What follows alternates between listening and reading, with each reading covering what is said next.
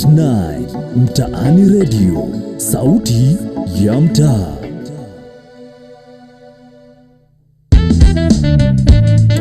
Alright, msaji wangu, ni siku nyingine, Alhamisi nyingine. Leo ni tarehe 5 ikiwa ni mwezi wa nito mwezi gani? Huu ni mwezi wa Septemba mwaka 2024. Ni matumaini yangu kwamba wewe mzima na buheri wa afya na uko tayari kabisa kujiunga nasi kwenye kipindi chetu cha siku ya leo, ambapo tunaendeleza mjadala ambao tulikuwa nao juma lililopita kuhusiana na jinsia. Na kwenye kipindi kilichopita tulianza kwa kuangazia dhana kwamba wanaume tu ndio viongozi na wale ambao wanachangia katika upatikanaji wa mahitaji mbalimbali katika familia zetu.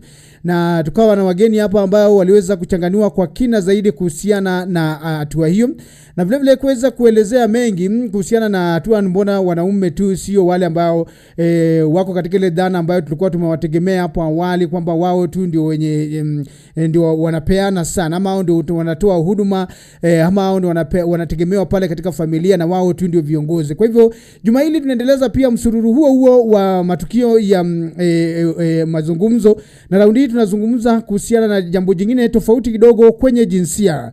Leo hii tunazungumza kuhusiana na unity in diversity. Na unity in diversity tutakuwa tunaangalia changamoto zile za kisheria ambazo zinawakumba wenzetu ambao wanafahamika kama LGBTIQ plans humu nchini Kenya, na nini ambacho kinahitaji kuchukuliwa na ni hatua zipi ambazo zinachukuliwa kuhakikisha kwamba kila mmoja anafurahia maisha yake, kila Mkenya kila wakati ambapo anapoishi pale. Kwa hivyo katika kipindi chetu cha leo, Unity in Diversity, Legal Challenges ambazo LGBTQI wanaface humu nchini, tunachunguza hali ya haki za LGBTQ, alafu vile vile humu nchini Kenya, alafu vile vile tukizingatia jinsi sheria na sera zinavyoathiri jamii hii. Kenya kama nchi yenye sheria na vile vile kanuni zinakumbana na migogoro kuhusu haki, na inakabiliwa pia na changamoto za kisheria na za kijamii ambazo zinahitaji uangalizi wa kina kabisa. Na kumbuka kwamba sheria ya Kenya inaitwa sheria ya Kenya kama vile sheria ya makosa ya jinai, maarufu tunapenda kusema penal code, sehemu ya 162 hadi 165 zinatambua vitendo vya ushoga kama makosa ya jinai, hali inayoathiri kwa kiasi kikubwa kabisa haki za usalama za watu wa LGBTQI+. Aidha, sheria ya haki za binadamu inatoa mwangaza kuhusu haki za msingi, lakini pia utekelezaji wake unakumbana na vikwazo kutokana na mitazamo potovu, vile vile na upinzani kutoka katika jamii. Yani jamii mbalimbali zimekuja zikaleta upinzani pale, kuna jamii ambazo hazijafurahia, kuna zile ambazo ziko na matatizo ya hapa na pale. Ndio maana tuko na wageni hapa ndani ambao watakuwa wanatusaidia kuweza kuelewa kuhusiana na changamoto hizo ambazo zimeweza kutokea katika jamii. Katika kiwango cha kimataifa pia kuna mkataba wa Umoja wa Mataifa wa haki za kisheria ama haki za kiraia na kisiasa ambayo inafahamika kama ICCPR, unaoitwa kwa nchi wanachama kuhakikisha kwamba haki za binadamu bila kujali mwelekeo wa kijinsia. Ni mkataba wa muhimu sana kwa kulinda haki za LGBTQI+. Hata hivyo, Kenya haijatekeleza kikamilifu masharti ya mkataba huu, huku kukiwa na mapungufu katika sheria za kitaifa. Tunaangalia pia sheria ya Afrika ya haki za binadamu na watu almaarufu kama ACHPR, ambayo inasisitiza juu ya heshima ya haki za binadamu kwa wote, ikijumuisha vile vile haki za LGBTQI+ kama sehemu ya haki za msingi za kila mtu. Katika kipindi hiki tunajadili jinsi sheria za kitaifa zinavyoweza kubadilishwa ili kuhakikisha usawa wa haki kwa watu wa LGBTQI+, na jinsi mikataba ya kimataifa inaweza vile vile kusaidia kuunda mazingira bora kwa haki za kijamii. Wageni wetu wataangazia vile vile changamoto za kisheria, michakato ya mabadiliko na vile vile mipango ya kuongeza uelewa na usawa katika jamii. Wageni wetu leo ni Bi Ramwaka ambaye yuko hapa ndani, alafu niko na Bwana Peter Gichanga ambaye anatoka tumai kuwa naye hapa, alafu vile vile tuko na mawakili wawili hapa ndani, alafu tuko na wanachama wa LGBTQI+ ambao pia watatusaidia sana kuweza kuelewa mazingira ambayo tunakuja kuzungumzia kwenye kipindi cha asubuhi ya leo. Kwa hivyo nitoe fursa hii niweze kuwakaribisha. Nianze na Bwana Peter ambaye tuko naye hapa studioni kwa sasa, ameweza kufika. Peter, karibu sana katika studio zetu asubuhi ya leo. Asante sana Kamadi. Karibu sana. Pengine tu ufanye utangulizi kidogo tu, alafu tuwapishe wengine nao wafanye utangulizi, alafu tuanze mazungumzo asubuhi ya leo. Karibu sana Peter. Yes, mimi naitwa Peter Gichanga, nafanya kazi na shirika linaloitwa Masculinity Institute Kenya, na mimi ndio mwenyekiti mwenza wa Male Engagement and Inclusion in Kenya in the Gender Sector Working Group. Yeah. Karibu sana Peter, katika kipindi cha asubuhi ya leo, na ujihisi kwamba uko nyumbani. Alafu pale katika wale ambao wanajiunga nasi pia kupitia mbinu ya kisasa, unajua siku hizi Bwana Peter, maisha inasonga, hatutegemei tu mfumo mmoja. Mifumo inabadilika kila ukichaa. Kwa hivyo tuko na watu wawili ambao wamejiunga na sisi kupitia inaitwa online, yani virtually, yani tuko na wao hapo, lakini wako katika sehemu mbalimbali. Tuko na Ben Odongo, naomba tu uweze kujitambulisha tafadhali kama unaweza kunipata.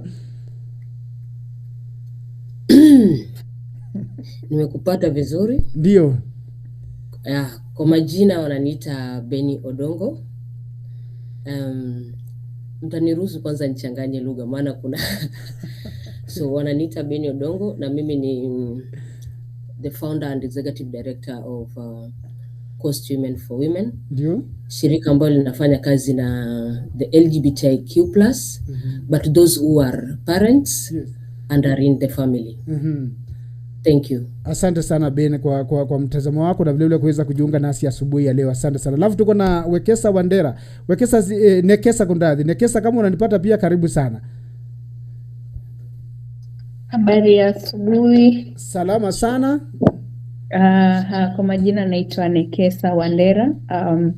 Nafanya kazi na shirika linaloitwa Pema Kenya ambalo linapatikana katika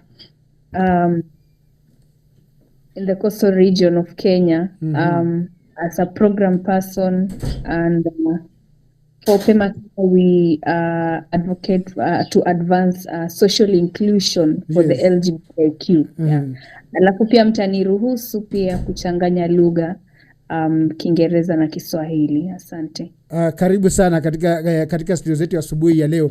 Hapa ndani ya 99.9 pia tutakuwa tunashirikiana kwa pamoja kabisa ili tuweze kuzungumza sote kwa pamoja, tuweze kuhakikisha kwamba tunapatana kwa uzuri tena zaidi. Asante sana kuweza kujiunga nasi. Alafu Ramwaka pia nakuona umeweza kufika katika studio zetu asubuhi ya leo. Tafadhali tu tulikuwa tunafanya utangulizi. Karibu sana. Uweza kujitambulisha alafu tuanze mazungumzo yetu asubuhi ya leo. Kwa majina naitwa Ramwaka, nafanya kazi na SRHR Alliance Kenya. Ni shirika ambalo linapigania haki za uzazi za kila mtu hapa Kenya. Asante sana. Tuko na mgeni mwingine pia, naona pia ameweza kujumuika na sisi pamoja hapa. Pia ndampatia fursa pia naweze kujitambulisha. Naomba tu usonge karibu na mikrofoni. Na wako unaniambia anazungumza Kiswahili ama ni anazungumza Kiingereza? Anazungumza Kiingereza. So we also being joined by another colleague who will also be participating in this particular program. I will also welcome you to move closer to the mic and also introduce yourself. Karibu sana. Asante. Karibu. Okay, so Abari. Abari. My name is Margaret Bolaji and I'm from Nigeria. I work with Family Planning 2030. It's a global partnership supporting women and girls to be able to make decisions for themselves about their reproductive health. Asante sana. And please welcome to the program. Now let's go back to Benny. Benny, I know you want to mix languages, and please, yes, welcome. Please let us know, why did you start this organization that you are running currently now? What was the objective and what motivated you to start this organization? Karibu. Okay, what motivated me to start this organization is way back. First of all, I'd love to introduce myself. I'm a gender non-conforming, so I don't use the pronoun she or he, but I use the pronoun they, and pronoun is very, very important to me. And in the LGBTIQ community, pronouns is people are very sensitive when it comes to pronoun, because we have also transgender and the intersex community. Yes. So I use they. So what motivated me to to start Coast Women for Women is way back. I became a parent through a traumatic scenario. And after some time, I fell in love with a woman, a queer woman who was once in a heterosexual relationship. So it means that she also came in as a parent, because when she was leaving that relationship, she was a parent. So we stayed together for around 3 years with our children. But again, something happened. The ex-partner of my partner came back to fight us with the child custody issues, claiming that we are not fit to be parents of this young man, especially now that he was a boy child. So my partner was taken to court. And during this time, it was the most painful moment, the most painful season in our life. And we could not seek help to any existing LGBTQ community. So we had to go through all this child custody fight by ourselves. So when we came out, after we overcame this situation, because finally we lost the custody, but we remained with the access through co-parenting, where we agree with the biological father how we are going to do the co-parenting thing. So after all this scenario, we decided, me and my partner, to go back to the LGBTQ community, because in the LGBTQ community, people believe that with our kind of relationship, we cannot be parents. With our kind of relationship, we cannot create family. So we decided to go back to the LGBTQ community, to our fellow LGBTQ community, to see if in the community do we have people who are already parents, or people who wish even to be parents. But because of who they are, they feel that this dream will never come true, because it's a dream of many people to be parents and even to start their own family. And it's just as even to us with the LGBTQ community. So when we went to do this survey among our constituents, we realized that there's so many LGBTQ people who are parents, who are struggling with the issue of custody and even the access. Some have even been denied custody and access simply because of who they are. So after that one, we got motivated to start an organization that can be a support system to those who are struggling with the custody, and to those who are struggling with all these issues that comes from being an LGBTQ person who is a parent. Asante So sana. that's how we started. Asante sana kwa maelezo haya mafupi, na vile vile jinsi ulivyochukua muda wako kuweza kutueleza zaidi. Asante sana pia kwa wale wote ambao wamezidi kutegea 99.9. So are you still a member of LGBTQ ama uliacha ama uliasi? Na kama wewe ni mwanachama, unaweza kutueleza pia ni changamoto gani kubwa kabisa ambazo unakumbana nazo wakati ambapo unatafuta haki na vile vile usawa wa kijinsia humu nchini Kenya? So the thing is, I am an LGBTQ community. That is in my blood. I'm not changed because of the situation. That is who I am. So yes, mimi bado ni LGBTQ community, and I'm a gender non-conforming in the LGBTQ alphabet order. So changamoto ambazo tunapitia ni jambo la kwanza, kukuwa an LGBTQ community in Kenya. First of all, it's illegal. Even though to win the battle ya kuwa, we are allowed with the kukuwa ni freedom of association. So the government still believes that as much as yes we do exist, I believe we cannot be parents and cannot form our own family, meaning that our families are not recognized in the government constitution. So it means that even my partner to be in charge of my child, and even also these things that we're investing together in Kenya, that one is still a challenge. Asante sana. Umesema kwamba serikali inasema kwamba you are illegal. If the government now identify you as an illegal entity or an illegal community, why are you still identifying yourself with the community? The thing is, we have to agree that whether the government says that I'm illegal, the fact remains that I do exist. And that's why we are here to advocate for our existence. Yeah. As sexual and gender minorities. Asante sana. Wacha nimlete Nekesa hapa ndani katika mazungumzo yetu ya asubuhi ya leo. Nekesa, sijui wewe ulijipata aje kuwa mwanachama wa LGBTQ community humu nchini Kenya, Na ni vigezo gani ambavyo unaona kwamba havikupatii uhuru unayohitaji kama mwanachama?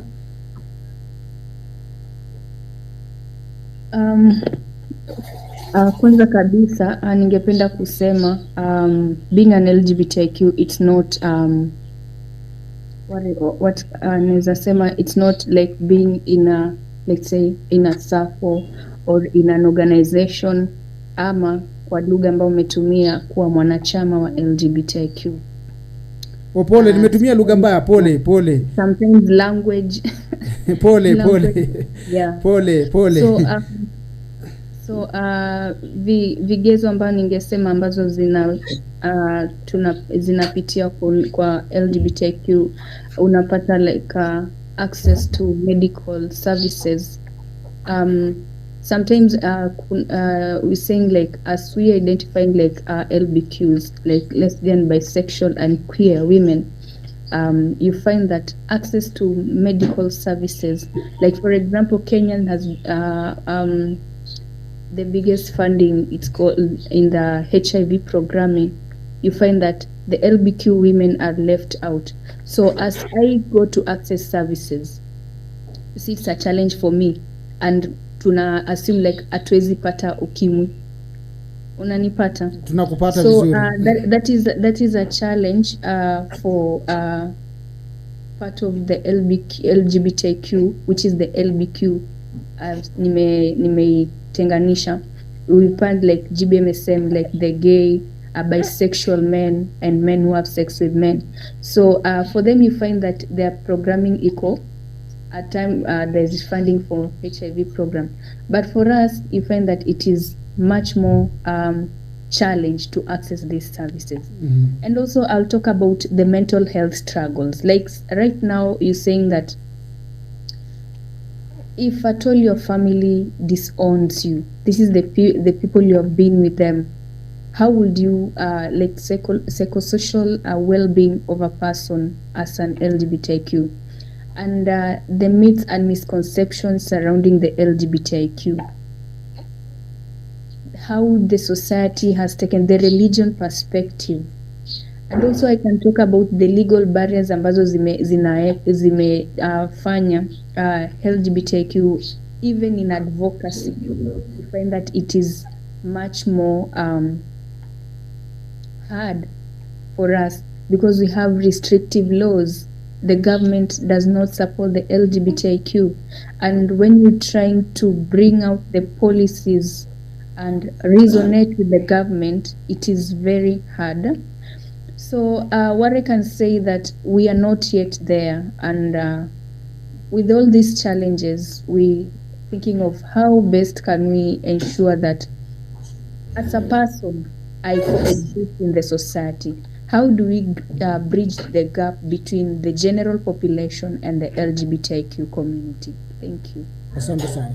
Kwa maoni yako, nadhani kwamba ni hatua gani ambazo ni muhimu ambazo zinaweza kuchukuliwa ili kuboresha mazingira ya kisheria na vile kijamii kwa watu wa jamii ya LGBTIQ+ hapa nchini?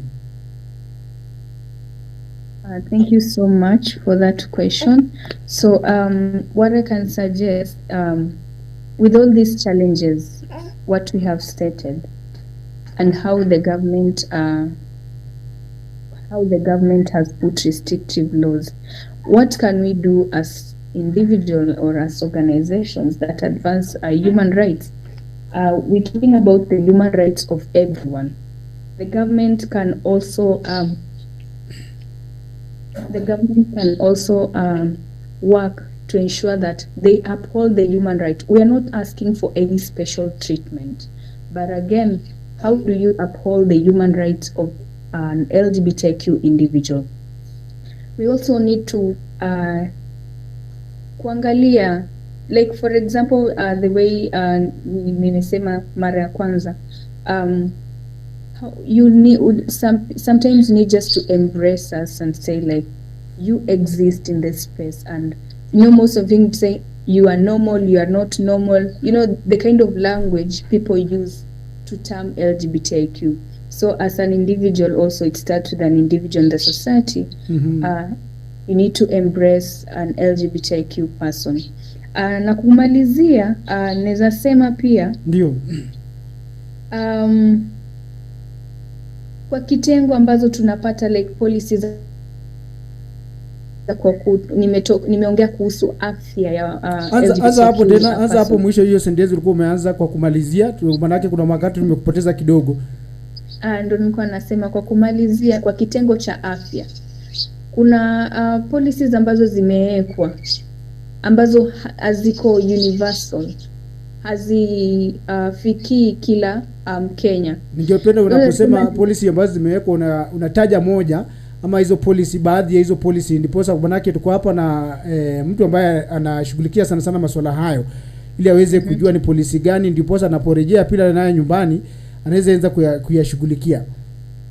Okay. So for me nataka kusema like for example NASCOP guidelines. NASCOP unajua inafanya kazi is the government facility that deals with nation in terms of responding to HIV. So you find that there is no guidelines for LBQ. So you need also to embrace, so that when you talk about equal access to healthcare services, everyone should access healthcare services within their respective. Yeah, thank you. Asante sana kwa mtazamo wako na vile vile asante sana kwa hisia zako.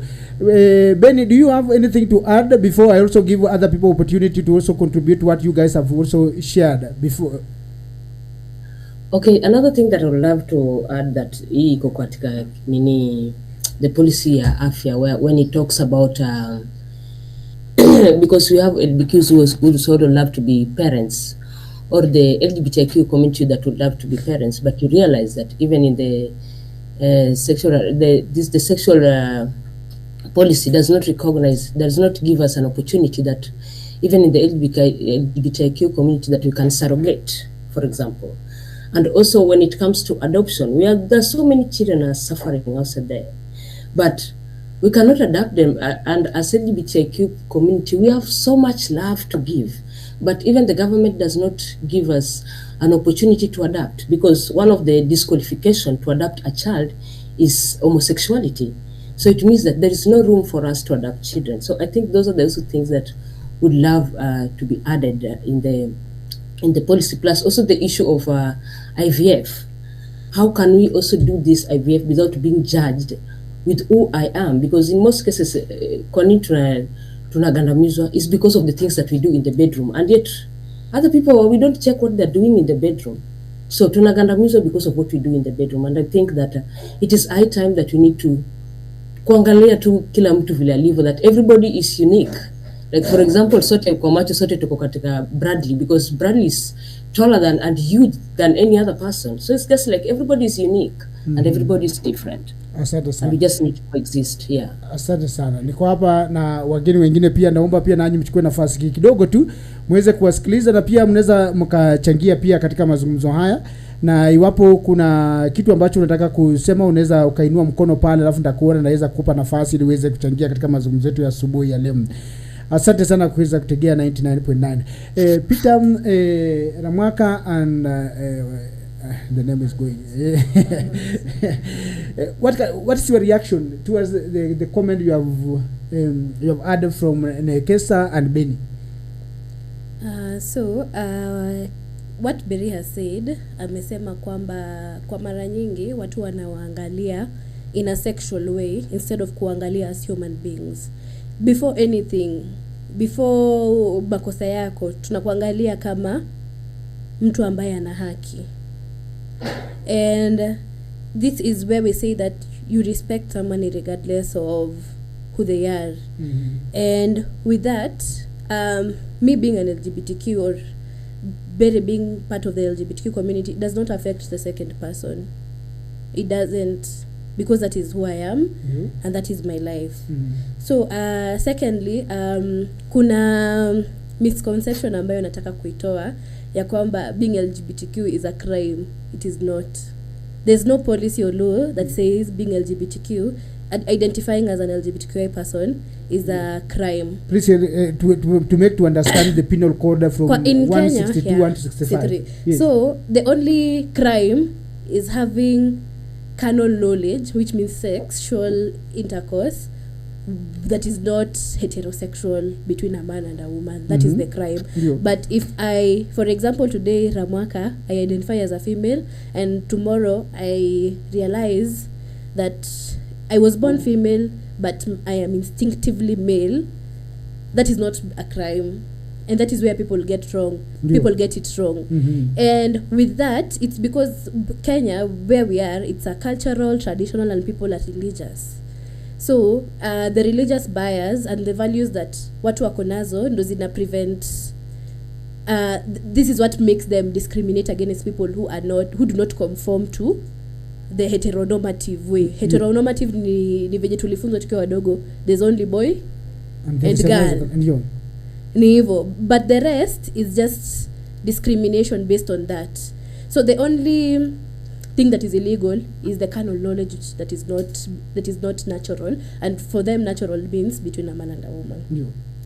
So mimi nimebobea katika eneo la policies, and I just want to say that there's been, as much as watu wanna fight for equality for everyone and non-discrimination, we have people who are anti-rights, people who have taken their values to the next level by trying to just oppose and discriminate and everyone because they want things to go their way, disregarding that these people are still human and exist among us. So we have in Kenya saizi, if you come to this space yenye tunafanya kazi, you'll find that whenever you are going to sit in a place and try to ensure that people uphold human rights, kuna watu wamekuja because they feel it's against their personal values and try to stop you from ensuring that human rights are upheld. Yeah. And with this, of course, being the natural nature of Kenyans, as I said, we are cultural, we are very religious. You'll find that there's a lot of propaganda spreading saying that, if you're LGBT, you cannot affect someone.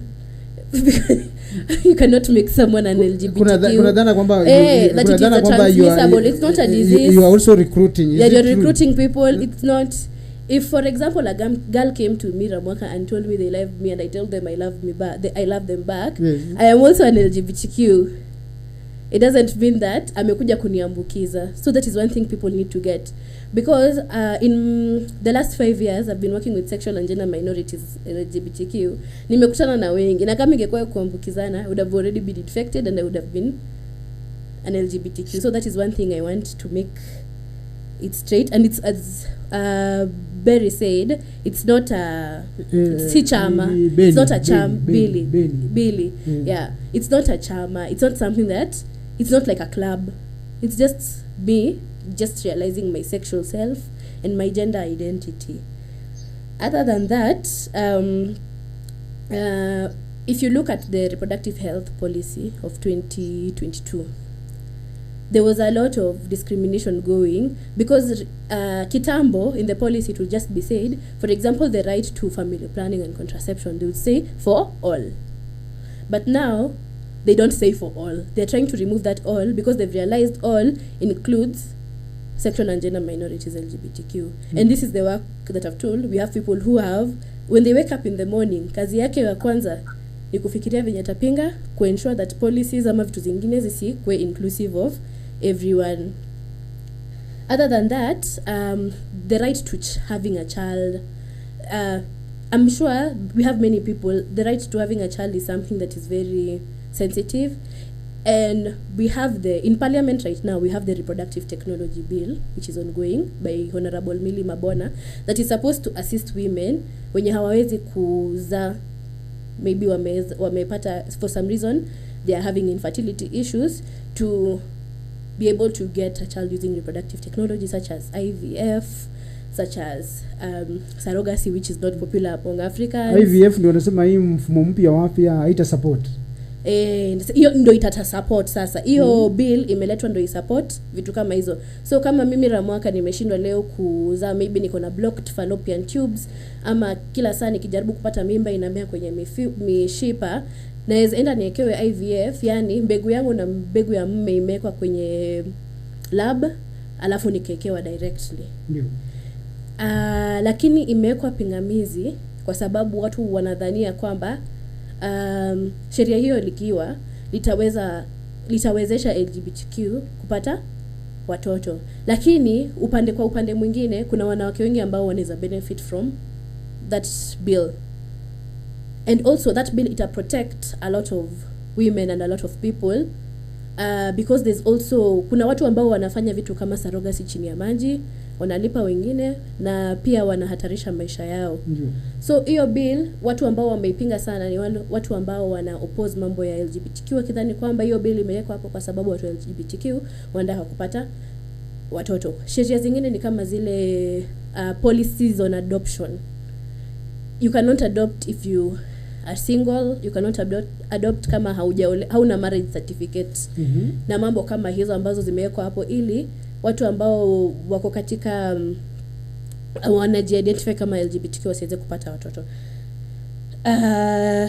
Hizo ndo vitu ambazo so kwa kila policy huwa ina reviewa kila miaka 5 to miaka 10. Yes.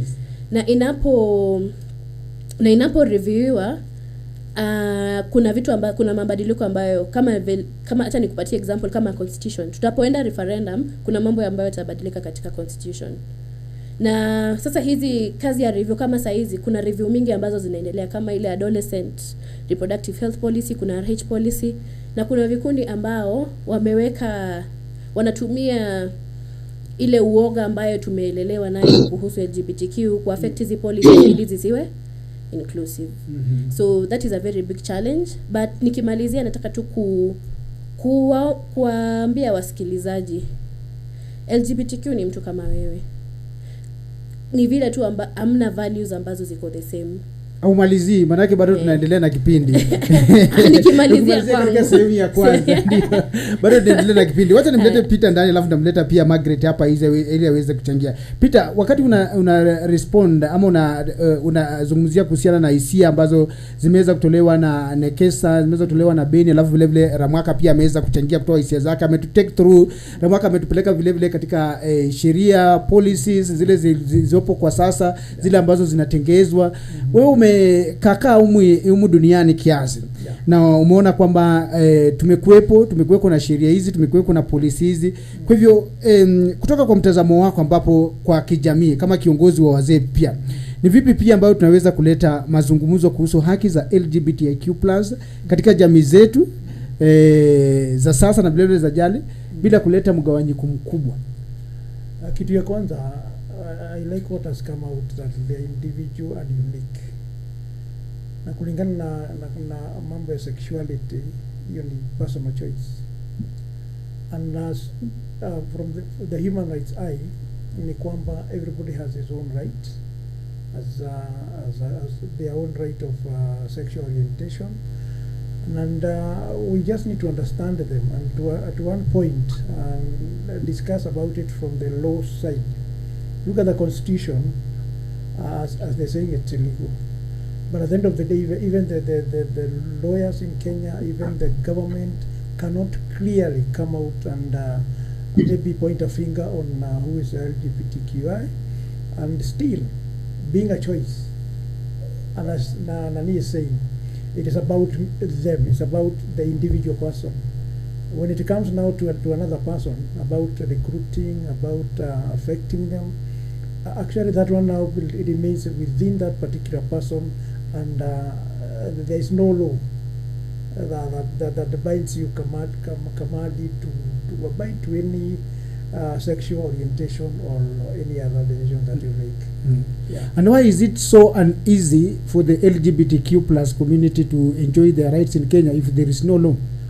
There's no law, yes, but still, as I was reading about when Laila was the Prime Minister, he said he should be arrested, but was taken to court with what accusation or what part of the law, even the penal code, as it is not clear as into how to deal with these particular people. As she's putting it, it's about the individual person, and it becomes a crime when you get to when you affect another person or recruit another person unwillingly. So the law is completely blind on that particular area. Yeah. Wazee wenzako, manake wewe ndio mzee zaidi katika hii group. Wazee wenzako wanaichukuliaje hili swala? Hiyo kitu ni vile tu nani imesema, because we are traditional, customary and religious. There's a grey line between that particular decision or perception. Ndio. Yeah. Inaweza kalegezwa. Msimamo huu unaweza ukalegezwa ama utabakia pale pale. Unajua sasa ni vile ama tunakuweka kwa masuala ambayo kuhusu. Je, wewe kwa mtazamo wako unapokana na wazee unaweza ongelelewa? Ndio. Because I've met a lot of them, we have had discussions in the forums. Ndio. And at the end of the day you find that nobody can point a finger at an individual person who has made his own or her own decision on sexual orientation. Let me become personal now to you. Assuming today umetoka hapa and then your daughter or son or granddaughter or grandson amekuja amekwambia babu, mimi nimeamua sasa nimejiunga ama nimekuwa nikishikilia lakini mimi ni LGBTIQ+. Utafanya nini? You know, about sexual orientation with our children is a bit hard, and that's things we don't discuss, which are very important. I've had families and prominent families that have the children have come out that they are LGBTQI, and then at the end of the day is that now they block everything. As you're saying that the law is not clear, it's not there is nowhere command you can point to that particular issue as in an illegal practice. She's putting it very clear that it's not a community, it's an individual decision. I don't know how I would react to that. If it is sasa wewe ndio wazee wanasema mahali palipo wazee wako waharibiki jambo. Sasa jambo limeharibika. Ndio kuja mzee Peter atusaidie tutoke katika hili jambo. Ndio. Lakini unajua sasa mimi siwezi fanya peke yangu. Ndio nasema hiyo ni forum ambayo watu wanaweza kuongea and then throw back and forth and then get to even put clear on the law. How does the law perceive this particular orientation or particular? I'll still grab you at your neck and ask this question again and use you as an example. Your daughter or son or grandson or granddaughter amekuja nyumbani na them wanataka waruhusu wafunganisho ya ndoa. How will you handle that? That can be a mental. How will you handle that? Because you're now an elder. Because of our orientation, Ndio. It becomes a challenge. And I don't know how I can deal with that. But I would ask for divine intervention. You'll ask for divine intervention. I'll still come back to you. Benny, you said you were united and you now are living as couple. How did you do that? So that mzee wangu hapa anaweza jitetea jinsi alivyosaidia wake ni kesa amekuja nyumbani akamjitambulisha. I want to correct something because I didn't say that we are united. No. Pole, What I said that we decided to stay together. Yes. And we have stayed together for the last 10 years. So because I know if I go outside country tunaweza ruhusiwa kufanya harusi, but again we are here in our own country. We also want to make our country better and the world be better for everyone. So tuko hapa ndio maana costume for women ina exist kuwa now what do we do, because now umesikia vile mzee amesema it's very difficult even in the LGBTQ community. I'm an LGBTQ community but I still doesn't know how I will react when my child turn out to be an LGBTQ community because of all the challenges that I've faced as an LGBTQ community. So bado hatujaungana but we have stayed together for the last 10 years. We have invested a lot and as I'm speaking our firstborn is in Form 3. Yes.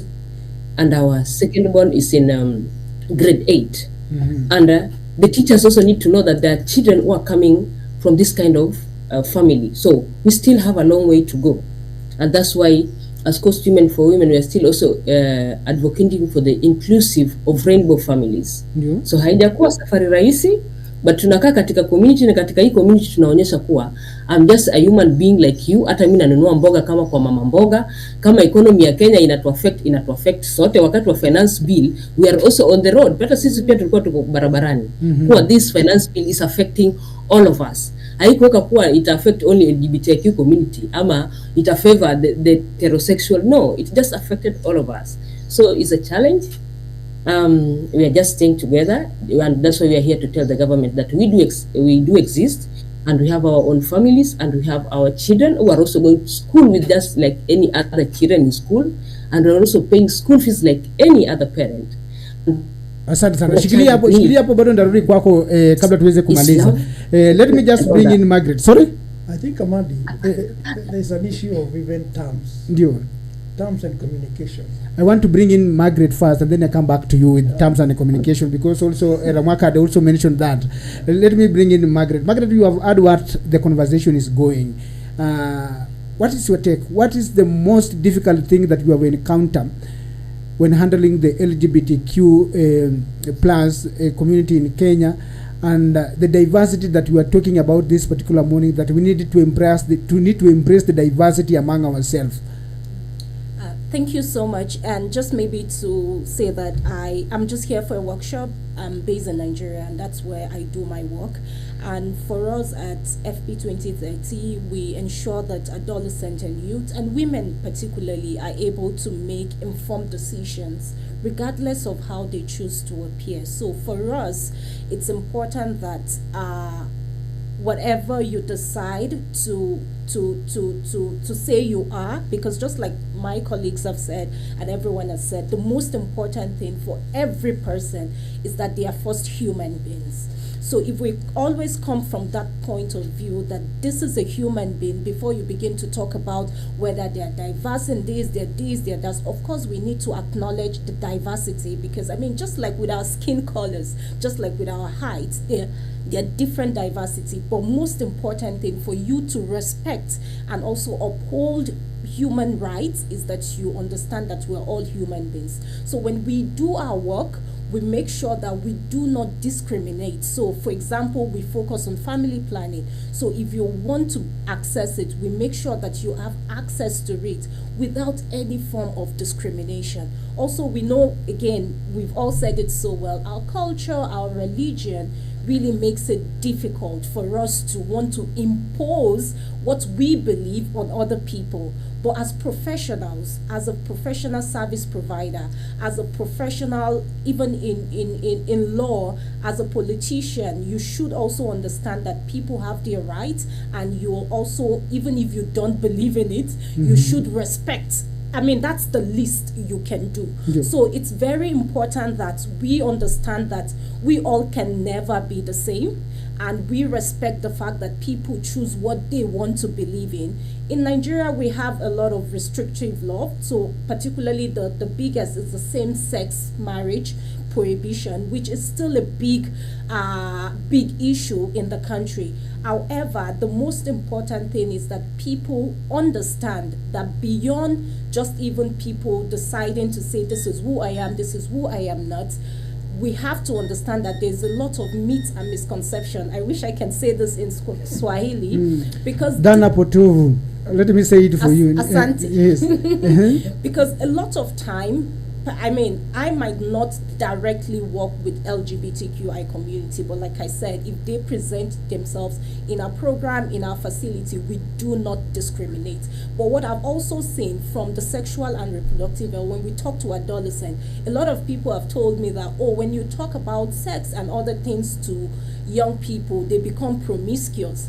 Honestly, the person who will be promiscuous will be, in fact, from data, what we have seen is if you do not give people adequate and accurate information about their sexual and reproductive health, they are even less likely to make informed choices. And what we have also seen is that the age of sexual debut, that's the first time an adolescent will ever have sex, it's more when they do not have information, because their peers would tell them, they would watch it on internet and several things. So We owe it to them to give them accurate and adequate information. But importantly, what I am saying this morning is the first duty we have to every human being like us, whether they fit the box we want to put them or not, is respect. That should be the basics. Thank you. Asante sana. Ramwaka, wacha nirejee kwako ili tuweze kuzungumza na asante sana Margaret. Thank you very much for the insight for the insight all the way from Nigeria to this particular place. But before I go back, I went to Ramwaka. How is the situation in Nigeria compared to Kenya? Who is doing well in terms of respecting human rights? Because I've also read through, during the introduction, you are not here, but I read some international laws and international treaties that I guess both countries have signed, that are also incorporating, that they must be implementing to ensure that there is human right perspective in this aspect. How is Nigeria responding to this, to the treaties, international treaties that they have signed in respect to human rights? I mean, just like with several other African countries, Nigeria is very good, excellent at signing all of these policies, all of these treaties, but when it comes to implementation, it's also very poor. Again, it's about, what do I say that people want to hear? And there's a lot of, once you mention sensitive issues like this, it goes really viral. Even when, just recently, there was a whole, the president has signed something. He mentioned LGBTQI there. And because again, we're very religious, we're very cultural people, right? So people, rather than own up, because why should you make a commitment if you're not willing to fulfill it? But then people still try to hide behind the curtain and do all sorts of things because nobody is talking about it, but want to look good so that the next election they get on board. Yes. So if I am to compare, to be honest, we're all good at making a lot of signing up treaties, making commitments, but when it comes to fulfillment of those wonderful policies, which are largely on the shelves or you find them on the internet, implementation is still very poor, and we need to do more as individuals, as countries. So when it comes to policy implementation is what it's a very, very big problem. Ramwaka, let me come back to you. Na vijana wa LGBTQ+ Kenya wanapokumbana na tatizo gani kubwa sana, so wanapotafuta elimu kuhusu haki zao za afya uzazi, vile vile kupata huduma mbalimbali kama vile elimu za usaidizi wa kijamii, unadhani hatua gani ambazo ni za kisheria zinapaswa kuchukuliwa ili kuhakikisha kwamba wanalindwa? Kwa sasa hakuna mfumo wa elimu ambao tunaita kwa Kiingereza comprehensive sexuality education, ambayo iko inclusive enough, yani inaangalia masuala ya watu wote, kwa sababu kumekuwa na pingamizi sana kwa ku-include mambo ya LGBTQ katika sexual health education and information. Na shida za kiafya ambazo watu wa LGBTQ wanaweza pata, saa zingine huwa kuna utofauti ambao na watu ambao hawako katika LGBTQ, na inapaswa kuwa kuna information na wanaelimishwa kuhusu masuala hayo. Ingawa kumekuwa na miradi mbalimbali from different civil society organizations kujaribu kureach hao LGBTQ, haitakuwa sustainable iwapo serikali haitajituma kuchukua hiyo responsibility. So that's a very big challenge. Hauwezi jua kama afya yako iko hatarini kama haujaelimishwa mambo hayo. Jambo nyingine ni pia LGBTQI persons wako at very high risk. Na napenda vile mzee amesema, mzee Peter amesema, mwanangu anapokuja kwangu aniambie kwamba yeye ni maybe lesbian or a gay person, nitafanyaje? Na venye tumesema we are cultural and religious, mara nyingi unapata kuwa wakiambia familia zao wanafukuzwa nyumbani, ama saa zingine hata wanafukuzwa shuleni, na wanapofanyiwa hivyo inaweka hata at more risk because most of them wako homeless sasa. Wanaishi kwa streets, ama unapata wengine ambao wanaishi kwa watu ambao wanawa abuse. Na tumekuwa, I think last year kulikuwa na swala ambalo lilitokea ambapo we had an LGBTQ person who was caught up in a very bad intimate personal violence, akawa amepoteza maisha yake. Na mambo kama hayo ni mengi. Iwapo tu kuna zile ambazo tutaziona kwenye TV, kwenye news, kuna zingine ambazo haziwezi kufika kwenye news kwa sababu ziko huko mashinani. Lakini they are more at risk, and we need to do a lot of education for them as well as educating the public. Kwa sababu kama kuna mambo mengine kama nakumbuka nilipokuwa high school mtu angesemezewa tu kwamba yeye ni LGBTQ, angefukuzwa shuleni. Na hiyo ina impact gani? Kwa sababu inaenda kwa records yako. Nikijaribu na saizi hata mimi mwenye umemaliza shule bila kupata suspension ama expulsion, kazi ni ngumu kupata. Sasa imagine mtu ambaye ni LGBTQ ana face more issues juu ya hiyo discrimination. Pia health risks zake ako at a higher risk, kwa sababu pia kama unajua ukienda kwenye hospitali utaangaliwa kwa jicho mbaya. Mara mingi wako na poor health seeking behaviors kwa sababu wanaogopa kwenda hospitalini. Kama shirika, manake ni hatari gani za kiafya ambazo wanakumbana nazo? Za kiafya ni kama zile tu zao. Hakuna ati utofauti kubwa haswa. Ilhali umesema kwamba wanapitia changamoto ya kupata huduma za matibabu za huduma za afya. Kwa mfano ukikuwa saizi unahisi kwamba unahitaji huduma za kiafya, unakimbia hapa chini kuna zahanati, uongeleshe mhudumu akupe madawa na mambo mengine kama hayo.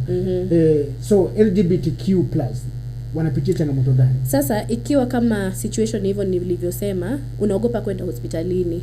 Kuna wakati ambao walikuwa na associate LGBTQ na HIV. Na si ati kwamba hao peke yao ndio wanaweza pata HIV, ni kwa kwamba hakuwa na ile nafasi ya kwenda hospitalini kama watu wengine, kwa sababu unaweza enda hospitalini uje daktari akinigundua, nitafanyeje? Sasa inawaeka wako more at risk. Lakini magonjwa ni yale kama tu ya watu wengine, ni venye hao wako at a higher risk. Inaleta matatizo. Mzee Peter, ulikuwa unataja sasa kuhusiana na terms, alafu tusikize pia kutoka kwa Beni. Unajua vile nilikuwa nasema, huwezi tunga sheria kwa kitu ambayo huwezi communicate. You've heard our online participants, the terms. You normally crash on issues of terms.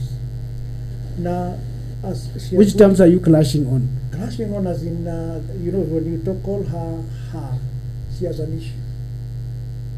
So even when we are dealing with them in therapy room, you find that they refer to the partner as my husband, but still she's a woman.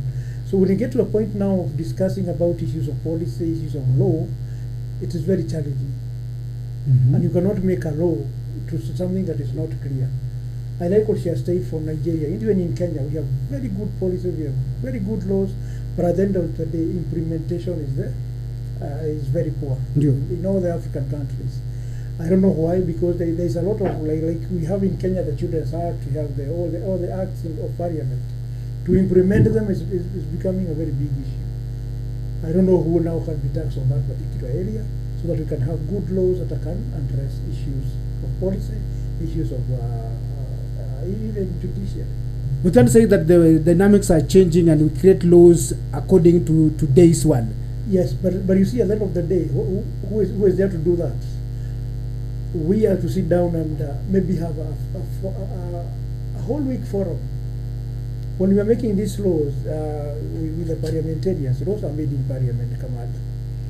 When we are making laws with these parliamentarians, we have to sit with them in Naivasha for a whole week, so that at least we instill in them what we want, or rather what we understand about the issues of the bills to become an act of parliament. So it is a very long journey. And now, when it is now on the table and becomes an act, to implement becomes an issue. We have the best acts of parliament, we have the best policies, we have everything, but to implement them is a big issue. We have the laws, we have good policies, but implementation is a big issue. Hiyo inakuathiri aje Ramwaka katika shughuli zako za kila siku? Katika shughuli zangu za kila siku inaniathiri kwa kwamba kuna boundaries ambazo saa zingine huwa ngumu kucross. Kama for example ukipata mtu ambaye ni LGBTQ ambaye amefanyiwa kitu ambacho which goes against their human rights, so zingine ni ngumu ku address. Na acha nikupatie mfano Kenya. Hapa Kenya kuna wale traffic police, ndio? Na iwapo gari yako ni nzuri ama ni mbaya, atakutafutia makosa. Wanielewa? Sina uhakika na hiyo. Basije wakanitafuta hapo. My opinion. Sio 99.9 ni mimi Ramwaka nasema. Ndio makosa. Sasa zingine katika policies hizi kuna watu ambao wana take advantage kuwaharas. Hata kuna wanasheria ambao wana take advantage kuwaharas LGBTQI, na sasa zingine ni ngumu sana wewe kufuatilia kwa sababu hakuna policy ambazo ziko in place kusaidia, na zingine ambazo ziko in place ziko contradicting. Kama unaweza pata for example constitution inapatiana kuna bill of rights kwa constitution ambayo inapatiana watu haki kwa freedom of association, freedom to be you. But ikiwa mwanasheria atakuja kupata na penal code ambayo maybe haija, kwa sababu constitution tulichange 2010. Si ndio? Penal code ni ile ya zamani, ile ya 1960 something. Sasa kuna mambo ambayo hayaingiliani, na sasa zingine inaweza kuweka katika mbona imekuwa ngumu sana kuchange penal code. Mzee anasema hapa ni 1963. Anyway tutakuja hapo baadaye. Bwana Benny, do you have anything to add? Do you have any question to any of our members here, because ndawapatia pia opportunity kama wako na swali waweze kuuliza before I ask my last two questions here. Okay, it's not a question but maybe something to add for the people who are in the room.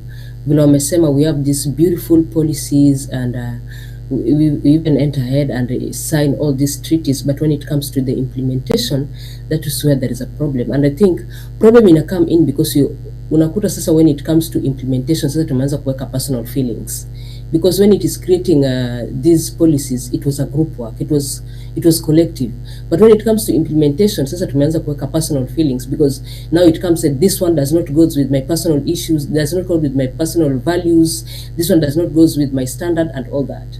So the thing that I would love to say katika hizo vile Ramwaka amesema, it's these policies is kitu inaleta tabu hapa ni language. Vile mzee amesema the language, the thing is, can we come up with an inclusive language that include everybody, because it's not even just about sexual and gender minorities.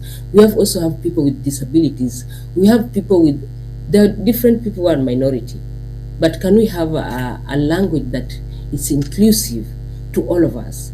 Na wakati mzee aliposema kuwa it takes them to take people to Naivasha and have these policies being made, I think the challenges comes in kuwa wakati mnaenda Naivasha kutengeneza hizi policies, you people goes as you people, and in the room it's not everybody who is included. And when it comes for what us, do you mean with these people goes as you people?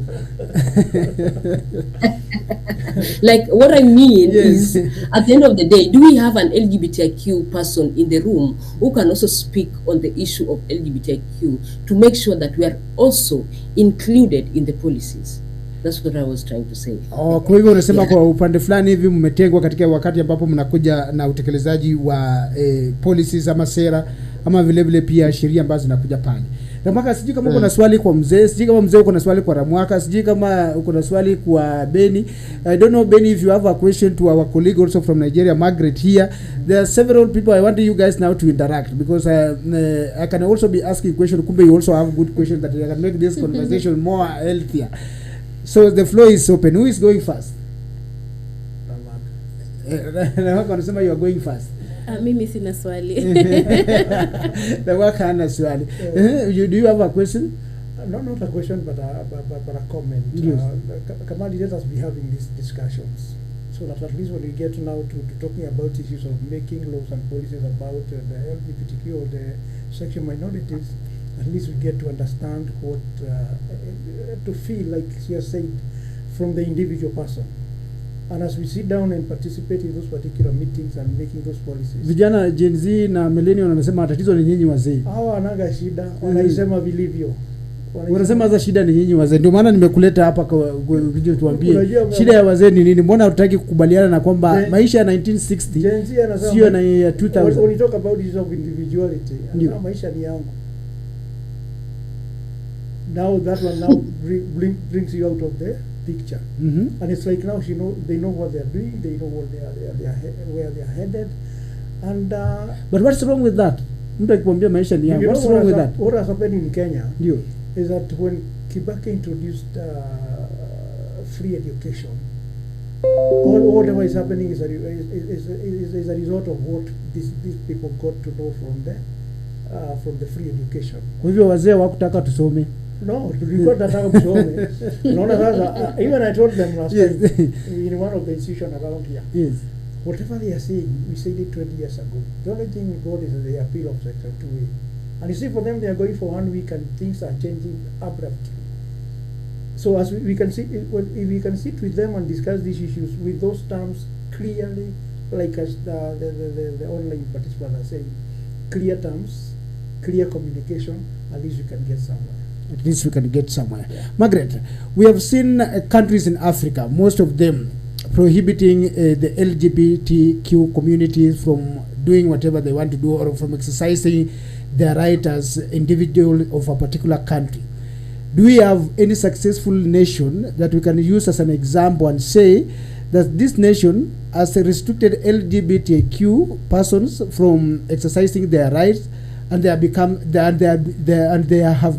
become successful In Africa. in Africa? Interesting. Why is it interesting? I have to say in Africa, but I mean, it comes from even not restricted, right? And we have countries who are not there. Of course, people will tell you that they are also trying to test the waters and see if it works in Uganda, then it can work in my own country. But it's to also, because for us, we have to move away from emotions, right? We have to move away from our personal feelings and say, how does this really contribute to the growth of the country? How does this help citizens if we truly have the interest of citizens at heart? When we set up these restrictions, how does it help to curb gender-based violence? We know it goes on the rise once you bring in this restriction. So you can't come up and say, oh, the reason we're trying to uphold our values and this. Meanwhile, I've seen several countries, including Nigeria, where they raid places and say, oh, because they are from this community, and the same police force that goes into there end up raping these people. And then I can't just understand if really you're saying you're trying to uphold the value and it's okay that people still go ahead and take advantage of them. But again, so that it doesn't look like I dodge your question, we're still not there. But it's important to know that when we make decisions, we're looking at every other things that surround it, including how is it affecting our economy? How is it helping us to respect the lives that we have sworn? I believe every politician, every leader sworn to protect the lives of individuals in the country. So how does this really then help us uphold these promises? It doesn't. And that's why it's important that we begin to sit down, have those roundtable conversations, be open-minded, really, because most times we're not. We have those conversations, but it's not yielding any results. So the more we're open to it and we see that restriction does not then mean that is a license for everyone to become one, because usually that's the fear, right? But also knowing that it grants your citizens, individuals, their right to be who they will choose to be, and it has no effect. There is no corresponding effect with crime rate. Rather, it will reduce it, because when people know that, oh, if I act anyhow, and she just mentioned when we talk about diversity, it's not just the LGBTQI community, it's that there are people who live in people with disability, the people in very rural communities. There are a lot of marginalization that happen because of all of this. And when we then now make restrictions, it's like we're enforcing those discrimination, those abuses. It helps it to continue. So I think that countries need to really sit down, look at what data and evidence is saying, and be more objective in making decisions. Asante sana. Ramwaka, unafanya kazi katika mambo ambayo inahitaji sera sana. na unajua kwamba kuna umuhimu mkubwa zaidi ambapo wakati tunakuja kurespect ama ile kuheshimu jinsia zetu na vile vile kuweza kuleta ile inaitwa utofauti wa kijinsia zetu. Ni nini ambacho tunahitaji kufanya ili tuhakikishe kwamba mimi ninapokuona Ramwaka na kuona wewe kama mwanamke na kuona niona kama mwanaume na unaona yule mwingine kama mwanamke na muona yule mwingine kama mwanaume, lakini kulingana na vile yeye mwenyewe amejitambua. Ni nini hicho ambacho tunahitaji kufanya ili Wakenya wafike mahali ama tufike mahali ambapo tunaweza tukaheshimu ile utofauti wa jinsia katika jamii zetu? Kitu ya kwanza ambayo naweza sema ni kwamba mara ya kwanza nilisema muangalie mtu kama binadamu. Alafu swala lingine, Wakenya tunapenda, kuna vitu zinaitwa assumptions. Kama vile nitakuona mtu ataniona aseme hujazaa bado. Wajua maswali kama hayo. Hujaolewa bado. Kuna watu ambao wako insensitive na ni kitu ambayo ni kama tumeweka ikakuwa normalized. Kwa katika shirika ambao unayofanya, nikikutana na mtu kwa mara ya kwanza nitamuuliza yeye ana identify as what gender, ili nisikuja nikamstereotype ama nika-assume mambo yangu. So hiyo ndio inaitwa create space, kwa sababu safe space, kwa sababu kuna nyakati nyingine ambayo mtu akona maybe jinsia yake ama akona their identity is different. Na kuna wale ambao wana identify kama they them ni inamaanisha kwamba si conform to ile he ama she. Mimi si she na mimi si he. Mimi tu ni they them. Kuna wale ambao alizaliwa kama he but mwishowe akaona kwamba atataka kubadilisha jinsia yake, anasahihi anajulikana kama she. Sasa zingine ili usim-offend mtu, kwa sababu pia there's a lot of trauma enye watu wamekuwa nayo most because of the discrimination. So kuna mambo mengine ambayo inaweza kuwa triggering. Na pia katika na sasa zingine unaweza pata inaitwa kumisgender. Unaweza misgender mtu akaja akakukasirikia akakuonyesha hasira. Hiyo ni kitu ambayo unaweza elewa na unaweza mwambia tu pole na kumuuliza basi utajitambulisha vipi. So kuna hivyo unasema kwamba tunapokutana hivyo mimi nilifanya makosa bila kuwauliza how do you identify yourself? Yes. Sasa kwa hiyo how do you identify yourself na mwaka kwanza hii nilifai kwa kusali ya kwanza so that nijue kutokea hapo tuna interact aje. Alafu utaona kama hata mitandao pale Instagram pale Facebook unapo register saizi itakuuliza how do you identify. Kama Facebook na si wote tuwatumia Facebook, inamaanisha kwamba tunafaa tu zingatie mambo ambayo yanakuja. Kuna wengine wao wanaosema I don't prefer to say. So what do you mean? How tuwachukulia? Unamuita tu na jina yake. Asante sana.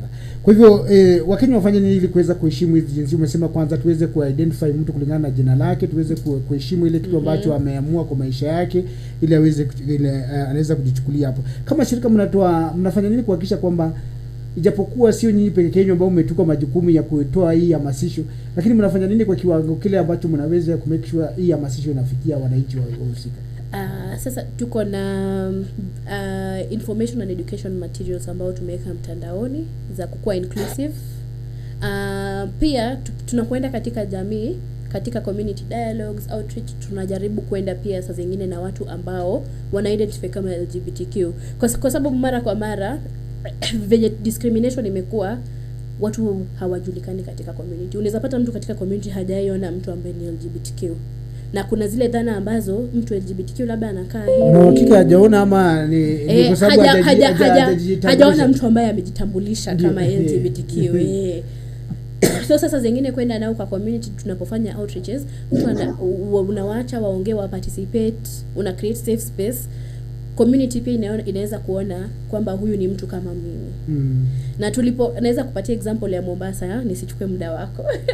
Tulipokuwa Mombasa, kuna wakati ambao tulikuwa tunafanya mradi Mombasa na mradi ulikuwa wa miezi 6. Mwanzo wa mradi kuna kijana ambaye tulikuwa tunamuita balozi. Balozi hangekaa chumba moja na mtu ambaye ni LGBTQ. Kwanza angesikia mnakuja kuongelea masuala ya LGBTQ, yeye mwenyewe angetoka aende.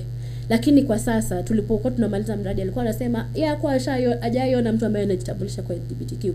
Na alipoingia kwenye mradi alikuja akaona kumbe hao watu ni kama mimi. Tofauti tu ni maybe the way you have sex or how you identify yourself, lakini anakula kama mimi. yeye pia anapenda ugali kama mimi. Vitu vingine ni sawa ni vile tu values ni different. Akaja akaona kwamba alikuwa amekosea na hata akapata marafiki ambao wako katika LGBT tunaweza kusaidiana kwa njia tofauti. So sometimes if you kama kuna wale champions, we try to ensure that they are integrated in the community. We try to ensure that people understand what LGBTQI means and what the law says about it. Yeah. Asante sana kwa sia hizo na asante sana kuweza kuchangia. So Benny, yes, tutafanya nini ili to unite in diversity in terms of gender kwa maoni yako?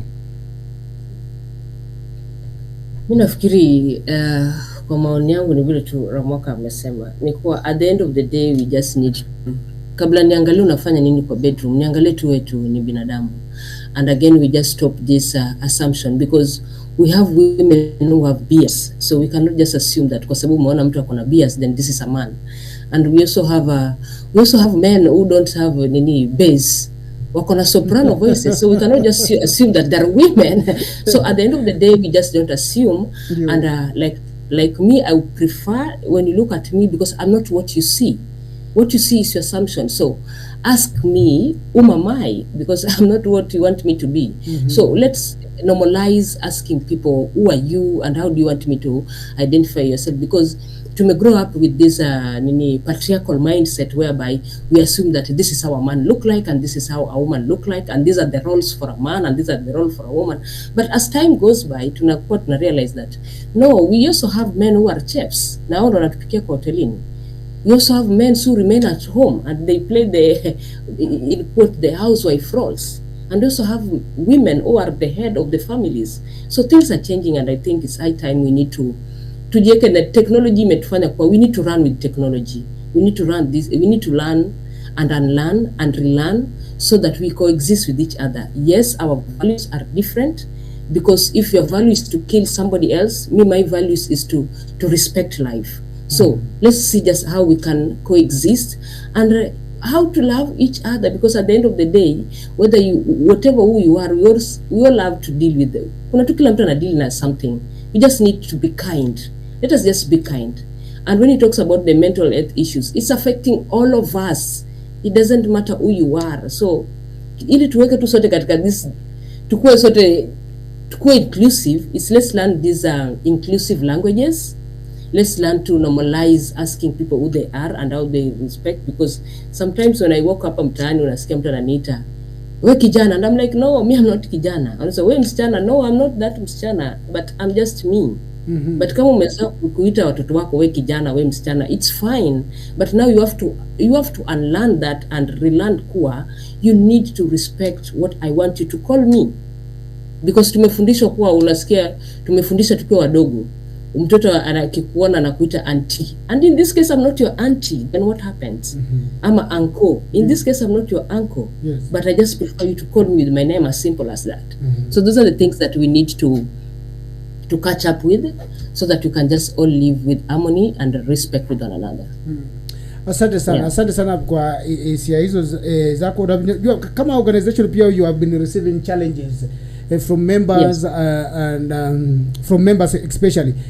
How have you been handling those challenges, as you give us also your parting shot? Okay, how we've been handling those challenges? Jambo la kwanza tumekuwa na challenges that the issues of custody and access.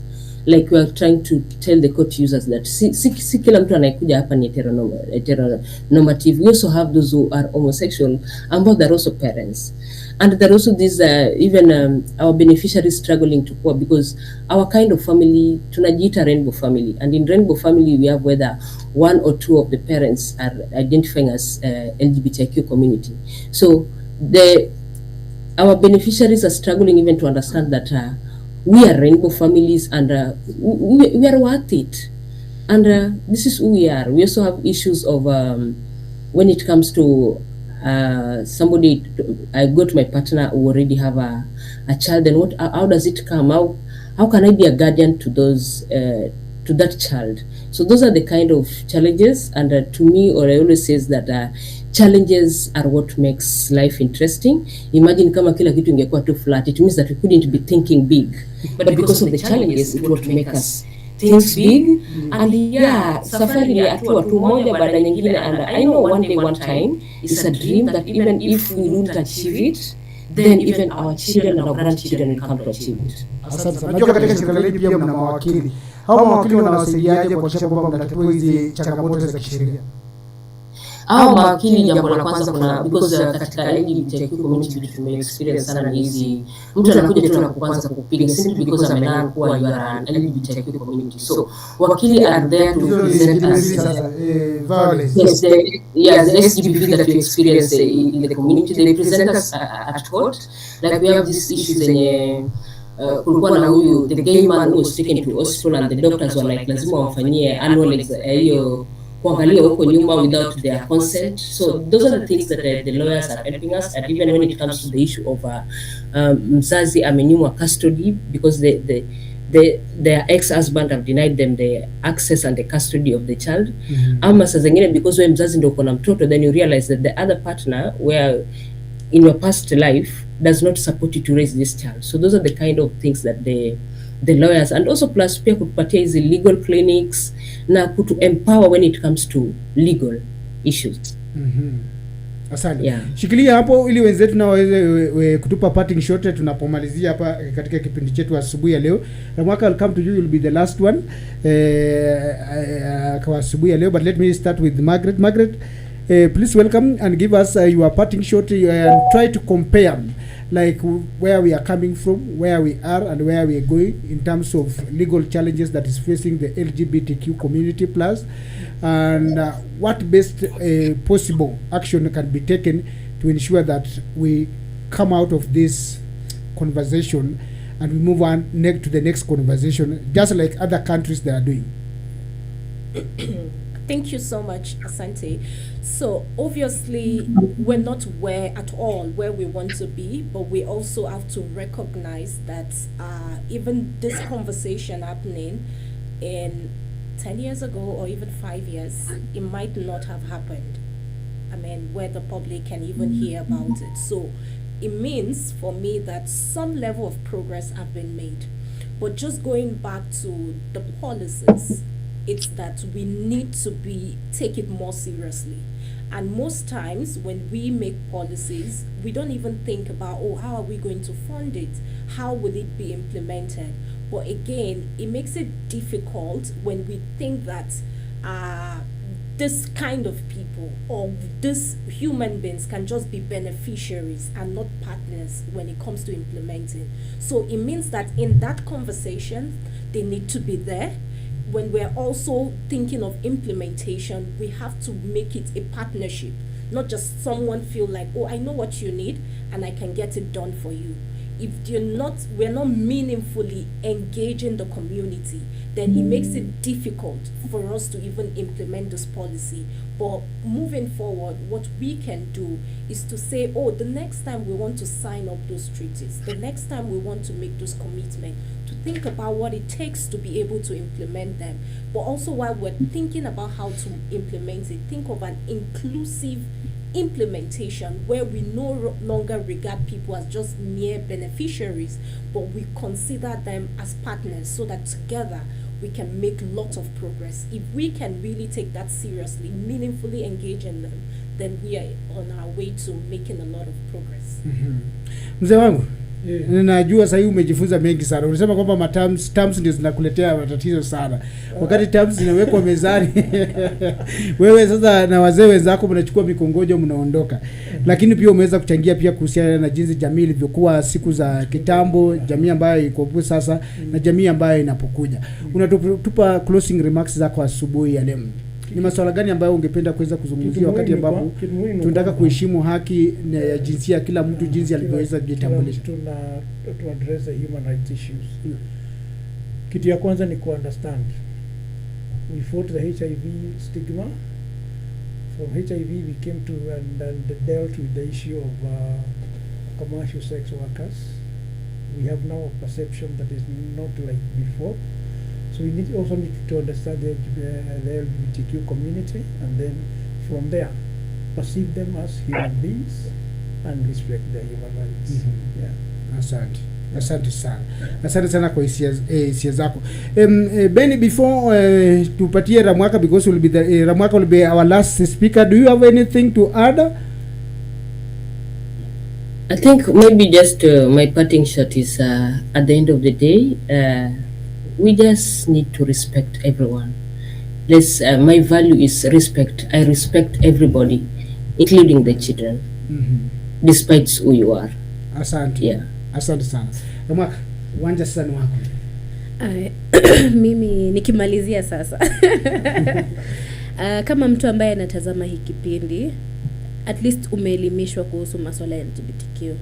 Na ukiona umefika pahali ambapo kuna mtu ambaye anavunja sheria ama ana disrespect the rights of a person just because LGBTQ, usiogope ku stand up for them, because you might actually save a life. Alafu LGBTQ tukiwa discriminate, sisi au peke yake wataumia. Everyone will get hurt because they are part of this community. They are our sisters, they are our brothers, they are our parents, even our grandparents. So let's just respect them and let us just be human and look at them as humans as well. Yeah. Asante sana Ramwaka, asante sana Margaret, na vile vile asante sana mzee wangu mzee Peter, na vile vile asante sana Benny Odongo kwa kutenga muda wenu, na vile vile kuweza kufika hapa katika studio zetu, na vile vile kuweza kuzungumza mengi zaidi. Kwa hivyo nikifanya tu hitimisho, ndugu mpenzi msaji wangu, ni kwamba katika kipindi hiki cha leo tumekipa jina Unity in Diversity, na tumeangazia kwamba changamoto ambazo za kisheria ambazo zinakumba jamii ya LGBTQ+ community humu nchini Kenya. Tumefanya mazungumzo muhimu sana kuhusu hali ya haki za LGBTQ humu nchini, na vile vile changamoto za kisheria ambazo zinakumba jamii hii. Tumeona kwamba jinsi sheria za kitaifa kama vile sheria ya makosa ya jinai zinaweza kuwekwa kuwa vizuizi kwa haki za LGBTQ+, na jinsi mikataba ya kimataifa kama ICCPR na ACHPR inavyotoa mwangaza kuhusu majukumu ya nchi na wanachama katika kulinda haki za msingi za kila binadamu. Ninakushukuru sana kwa kujiunga nasi katika kipindi hiki muhimu. Nina matumaini kwamba mazungumzo haya yatakusaidia sana kuleta mabadiliko chanya na vile vile kuimarisha haki za binadamu kwa watu wa LGBTQI+ humu nchini Kenya na vile vile katika bara letu la Afrika. Karibu tena kwa mazungumzo haya. Tafadhali sana jisikie huru kuendelea kutoa mchango wako na vile vile katika kuboresha hali ya jamii zetu mazingirani. Juma lijalo pia, ndugu mpenzi msaji wangu, bado tuendeleza mazungumzo sawia na haya kuhusiana na jinsia. Na nataka ni kushukuru sana kwa kuweza kutegea 99.9 FM. Kufikia hapo tumefika mwisho mwa kipindi chetu asubuhi ya leo. Kwa mara nyingine tena ni washukuru tena wageni wetu ambao waliweza kutenga nafasi. Na Kesa aliweza kuondoka wakati mazungumzo yalikuwa inaendelea. Alikuwa ameomba ruhusa ataondoka mapema ili aweze kufanya shughuli zingine. Mzee Peter, karibu sana. Wakati mwingine pia najua uko na shughuli nyingi sana za hapa na pale, na masculinity najua wanakusupport sana kabisa. Ndio ukienda pale kwa masculinity waambie hiyo nyingine inaitwa feminist. Waambie pia kuna ile group nyingine pia ambayo wanataka kujuana sana. Na waache kila mtu identify kivyake pale. Asante sana. Thank you very much Margaret, na asante sana kwa kutenga your time and to have your time to be with us this particular morning. I really appreciate. I didn't know that you are the one coming. Ramwaka yesterday told me I will wish to come with someone, and then I tell her okay, just come. Karibu sana. Asante sana. And asante sana Ramwaka pia kwa kutenga muda wako. Finally we have met. Mwena asubuhi njema na siku njema, na mkijaliwa wakati mwingine tutakutana hapa ndani ya makala Amka na Mtaa. Mimi naitwa Kamadi ya Mata, na dakika 36 baada ya saa 3 asubuhi. Mose, pesa nilikupea ulilipia shule gani kwani? Niliamua nijiunge na Diaconia Training Institute. Mbona upeni kunisikiliza? Mom, hii kole iko na courses mzuri sana. Computer Studies, Hair and Beauty, Hospitality, Business and Accounting, Social Work na pia Languages. Nini ingine? Masomo ni ya hali ya juu, kumetulia na fees ni pocket friendly sana. Kwa hivyo pia mimi naweza soma. Yes, karibu Diakonia Training Institute. Tuko Shalom House, St. Daniel Komboni Road, Dagoretti Corner. Tupigie simu kwa 0740211672 au tembelea wavuti www.diakoniainstitute.ac.ke.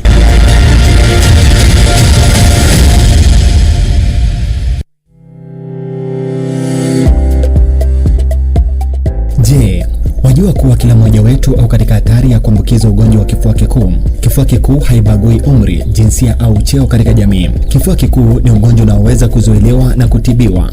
Matibabu ya ugonjwa wa kifua kikuu ni bila malipo katika hospitali zote za umma. Kuwa na ugonjwa wa kifua kikuu si kuwa na virusi vya ukimwi. Iwapo una dalili kama kukohoa, kutokwa na jasho lisilo la kawaida usiku,